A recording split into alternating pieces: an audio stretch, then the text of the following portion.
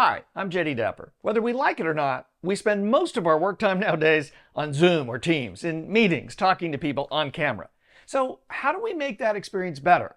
Well, there's 3 quick things you can do to make it a lot better to become a Zoom boss. A Zoom boss? Yeah, because whether it's in Zoom or anyplace else, it's always better to be the boss. Number 1, take control. This may sound kind of hard alpha, but it's the same thing as training a dog. Dogs want to obey. They just want to know what's expected of them. Now, it's probably not a good idea to tell your colleagues you're about to treat them like a dog, so don't tell them. Just do it, and they're going to like it.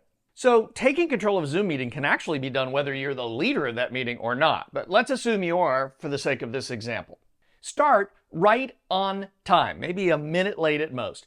And don't get all caught up in all the chit chat about, oh, what you doing, blah, blah, blah, blah, blah.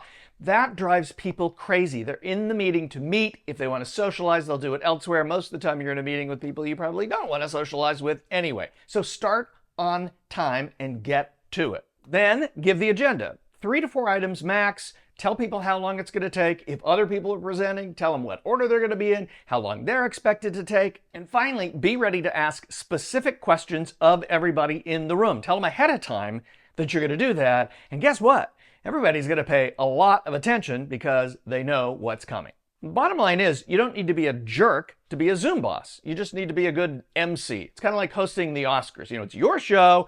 Keep it moving. Keep it light.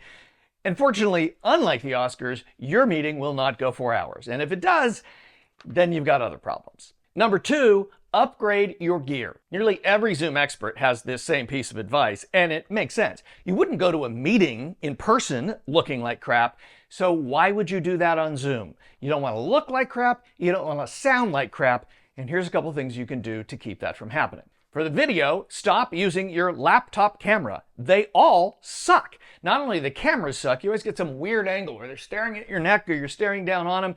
Just stop. Don't use your laptop camera anymore for any Zoom meetings. So what am I supposed to use? Well, if you're a Mac user and you've got an iPhone, Apple's done all the work for you. It's called Continuity Cam, and it allows your iPhone to be your webcam. And not your front-facing camera, your rear-facing camera. You know that one you take amazing pictures with? That becomes your web camera. So just Google Continuity Cam or go to the Apple website. It's really easy to set up, it's automatic, and you'll instantly have way better experiences in Zoom or in Teams or any kind of video conferencing. Now, if you have an Android or a PC, this doesn't exist yet. Microsoft says it's working on it, but you do have other options. They're called webcams. Now, a lot of people have webcams from the past, and in the past, most webcams weren't terribly expensive and they really weren't any better than your laptop cameras. That has changed. There are a ton of great options. Look on Wirecutter or CNET for their top recommendations. You don't need to spend $300 or $400. You can get away with a $50 one or a $100 one and have a really great experience. It really will up your game. It'll make things look so much better, and it won't have you staring down into your laptop camera. Another trick, make sure your camera's at eye level. If the camera's way down here, you're always going to be looking in a weird place. So keep it at eye level. If that means you're on a laptop, put the camera at eye level and then put the laptop on like a pile of books. So when you look at the screen and you're actually looking at the people in the meeting, it looks pretty close to like you're looking into the camera and looking at them at the same time. It's such a disconnect when you're not looking at the camera and you're talking and you're looking down at the screen and all they're seeing is the side of your head. Another thing is the background. You don't want to sit in front of a bright window and look like you're in the witness protection program. Get some light in front of your face. It doesn't mean you need to buy lights. Just make sure there's light in front of your face and not behind it. If you are looking for a new webcam, though, do take a look at some of the links in the post. Those are a couple of my favorites. One of the things they do is they help solve all that background and the lighting and all that, but they also solve audio problems. Oh yeah, audio. You can look great and still have a terrible Zoom experience because you sound like crap. So here's one last thing. Stop using your speakerphone-like microphone on your laptop. That sounds like crap because they're not designed for people to speak in the meeting and you to listen and for you to speak at the same time. So it's a terrible experience. Stop using it. How? Earbuds. Whatever you're listening to music or podcasts on, go ahead and use those. It's going to be way better than that speakerphone-like laptop where people talking and you talking can't happen at the same time. 3, recording plus AI equals really good meetings. One of the most frustrating things about all meetings is you do all this work, you get all these great ideas, and then nothing really happens. That's true in-person meetings, it's true in Zoom meetings. Fortunately, Zoom meetings are actually easier to fix. Here's how. Whether you're in Teams or Zoom or Google Meet, they all have AI-powered meeting summary tools. Now, your company may have AI turned on, and they may not. If they do, just use that tool, and I'll jump ahead in a second to tell you what to do with it. If not, you can still use AI to really make these meetings more powerful. And here's how.